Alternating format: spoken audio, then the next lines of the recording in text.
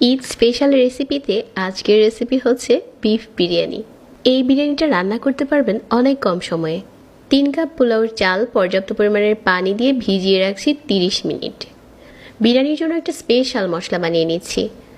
অল্প একটু জয়ত্রী জয়ফল আর সাথে নিয়ে নিচ্ছি এলাচ, দারচিনি, সাদা গোলমরিচ আর কালো গোলমরিচ, অল্প একটু লং।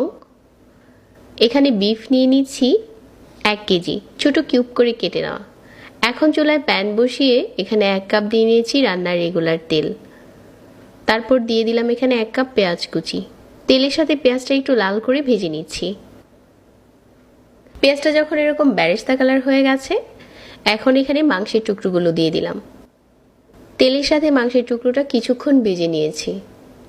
এই পর্যায়ে এখানে দিয়ে দিচ্ছি বাটা মশলা।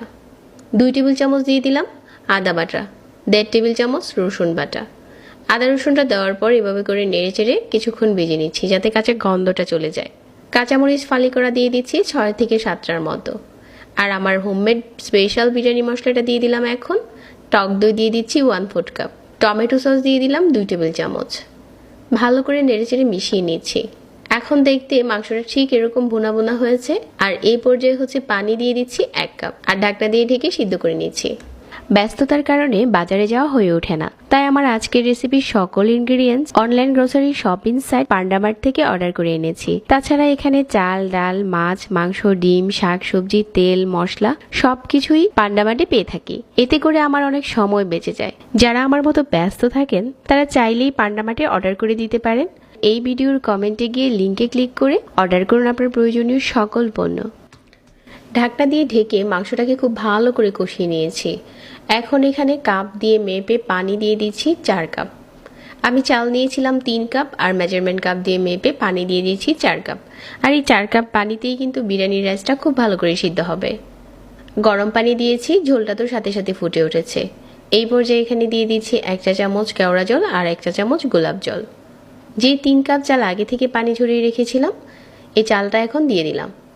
একটু নেড়েচেড়ে মিশিয়ে নিয়ে ঢাকনা দিয়ে ঢেকে অপেক্ষা করছি যাতে পানিটা কিছুটা টেনে আসে। পানিটা এখন এরকম আছে, অনেকটাই টেনে গেছে। এখন এখানে দিয়ে দিচ্ছি স্বাদমতো লবণ, কিছু কাঁচামরিচ আর দিয়ে দিচ্ছি 1 চা চামচ ঘি। একটু নেড়েচেড়ে মিশিয়ে নিয়ে ঢাকনা দিয়ে ঢেকে দমে রান্না করব। দমে রান্না করে নিয়েছি আরও 10 মিনিট।